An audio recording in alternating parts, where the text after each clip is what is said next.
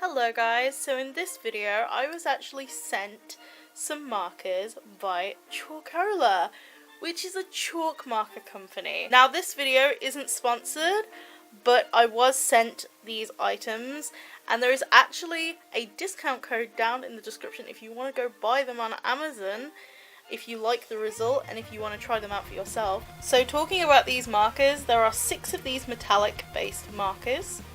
There are 15 of these chalk pens, and there are 8 of these jumbo chalk pens. So these are colour swatches, and they are really bright. And you can see all the metallic pens, and then the white went on top of them because the white obviously did not work very well on white paper. And then I also did a swatch page for the jumbo markers. They're very pretty and very bright colours. Just taking a look at the tips for a second, this jumbo tip is huge. It's gigantic. Oh my god, I've never seen a pen with such a large tip before.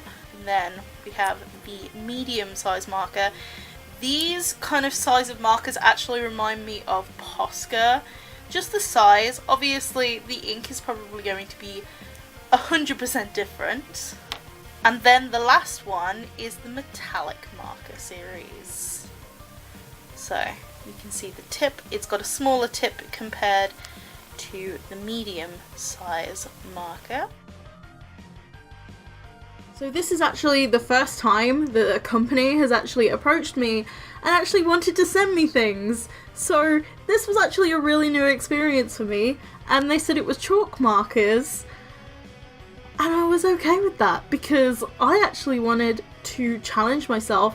I really love just trying out new art supplies. I'm all for new art supply types, seeing what kind of medium actually works best. So you're probably wondering what I'm actually doing right now. So I originally did this sketch and I did it digitally, and it's of Melissa. I haven't drawn Melissa in a long time, so I thought it would be really cool to draw her again. And because I had so many bright, happy, lovely colours, I thought it would definitely match her personality. Now, I didn't get to use any of the jumbo markers, unfortunately, because the size of the drawing and everything. But I really enjoyed it. It was so much fun just to play around with these different types of markers. It was so cool. And because they are obviously, you can wipe them clean, I decided to mix colours directly on my cutting mat. And it was such a lovely feeling just being able to like not worry about it completely ruining my cutting mat, even though it's completely ruined in the first place. But I enjoyed it so much. It was just a heck of a lot of fun. Just great. So some people didn't seem to get that I was drawing on glass. They thought, oh, what are you doing? It's a very interesting experience drawing on glass because you slip and slide everywhere you go. So essentially I had some black mount board left over from a university project that I never used.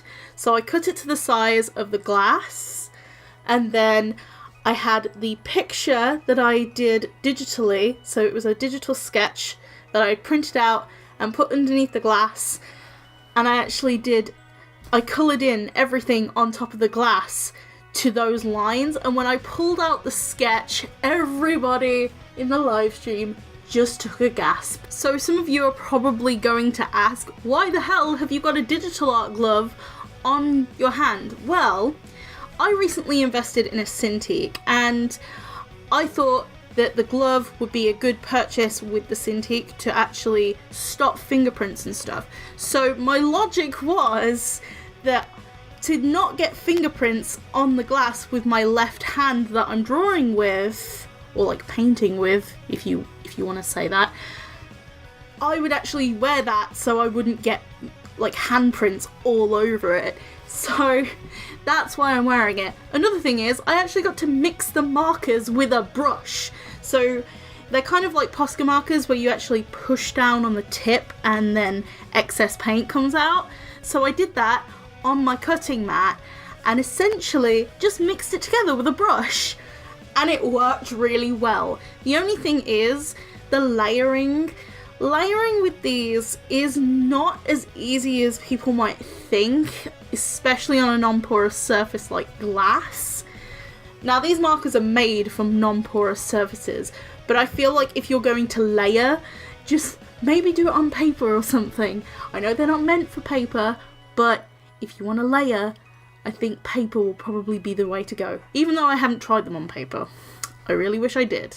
But an issue with mixing these markers together that was brought up quite immediately when I started to do it was that when I started to paint it on, because of the amount of pressure I was applying, it would rip up the first layer, and the amount of pressure that you need to rip up the first layer that you put down, oh my god, you don't even need that much pressure to rip it up. So I was like, I was so tentative and I was so careful, and it took forever. I think overall I had about 3 hours worth of footage. That's not including the several hours I spent trying to get the sketch right. So yeah, just putting that out there. I was actually incredibly blown away by these markers. I really liked them. I wasn't expecting to like them because chalk markers. I remember reading the email for the first time and then checking them out on Amazon to see the reviews, and most people really loved them. And I can understand why. The colours are incredible. I know I've gushed about the colours so much, but they are really that bright in real life. Just, they are amazing and I love them so much. As pigmented as they are though, they are washable and they do come off, kind of like how Crayolas come off the wall when your kid draws on the wall. So these markers are actually best suited for non-porous surfaces like car and home windows, wine glasses, chalkboards, whiteboards and plastic. So you can just wipe them off really, really easily. And I would have used my whiteboard because I do have one and it's a pretty decent size one, but I use it for video ideas and I use it for university as well, so I couldn't really wipe any of the existing notes on it off, so that's why I found an old picture frame piece of glass to actually just do it on, because fun. So since we've got a lot of time left on this commentary, I'm just going to talk about the things, like things that are happening for me with university and also in life in general, and also the contest. Let's talk about that first, shall we? I recently just judged my own contest. It was my 3K subscriber contest that I judged. I judged it on Saturday, the 18th of March, with my friend and fellow creator, Jenna Drawing. And oh my god, you guys did not make it easy for us at all. It came down to the tiniest of little things that we had to judge on, and hopefully that'll be next week's video. I didn't really have the time to edit together everything this week. I'm sorry. It should be ready by next week, so I hope me and Jenna actually chose decent winners that you guys accept, and I'm sorry if you didn't win. I'm just saying this a week in advance just so I can emotionally prepare myself for the comment section of that video. And I have a funny feeling that some people might not like the result of next week's video, and some people might class me as playing favourites, even though I'm not, because it was just based on that contest and that contest alone. And thank you, fireworks in the background, for exploding. Like, why? It's the middle of March. Why? But that's next week's video, and I have a feeling that I might want to release it on the Saturday rather than the Sunday, because I have a few extra old videos that actually have fan art that I've done, and I've never released them. So maybe I might release the fan art next Sunday and the contest results next Saturday while I'm streaming, or just before I start streaming. So that could be fun. In terms of university, currently I'm actually doing some digital art. I'm doing a lot of digital art, and that's the whole reason why I purchased my Cintiq right now, because I felt like it would make my life a hell of a lot easier when it comes to making my digital art for the class. It's also a purchase for the future as well, because I knew that I would want it sometime, and since I have the money from grants and loans that I'm getting from the university, I feel like now is the perfect time to get it. It's an investment in my future, and it's kind of like the investment I made to my new computer. It's something that will help me in my career, hopefully as an artist, going out of university. And before anybody says, oh Zoe, you're rich, no. I budget the hell out of everything. So towards the end of a university year, or an academic year, if you want to be specific, I usually have quite a bit of money left over because I've budgeted so much throughout the year, and I tend to spend it on things that I actually need for my future and I actually really would like. So investments and just good choices, hopefully. So since I'm doing a lot of digital art, I kind of would like to do a digital art video, but I don't know what I'm going to do for it or how I'm going to like plan it out. I'm not sure what I want to do for it because I'm currently doing a project based on photographs of me that look really horribly cringy. So I don't think I want that as a video, but it might end up being one of those kind of videos. Because in terms of digital art, I actually have 6 years experience with a line work sort of style. I have gone painterly, but like only within lines, and it's never really been lineless very often. So I'm very, very bad at painterly style. Not as good as Jenna, the digital art senpai. It was not only the best part about having a friend help me judge the contest, but it was also really good that Jenna was there to actually help with the digital art side of things.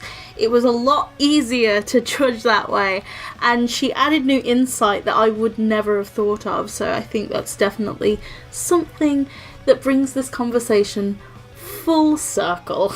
But coming back to the video topic at hand, I was actually wondering whether you would want me to redo this picture, but not in the chalk markers, because I feel like it was a lot better without being a chalk marker illustration, because the drawing was actually really cute, and the chalk markers, obviously, because they're a bit more clumsy, they didn't get some of the details that I had in the original sketch.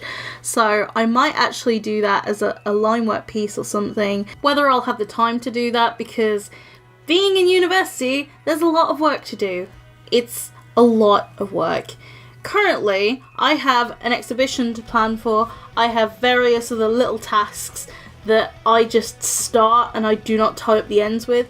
That is my general problem that I have, is that I tend to start everything, but I never finish it. So I have all these open-tailed projects that need loose ends tying up, but I never manage to do it on time, which is really annoying.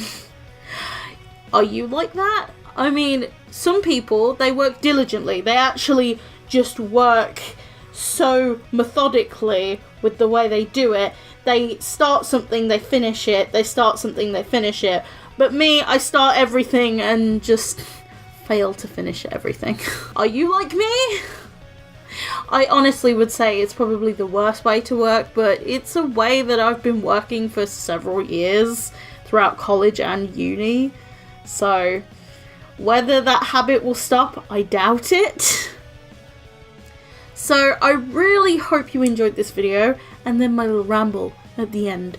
So congrats to you if you've stayed till the end of the video. If you have, comment rude iPad, because my iPad decided to give me a notification just as I was about to finish this commentary. That's just great. So I'll see you guys in my next video. I hope you enjoyed it. So bye guys!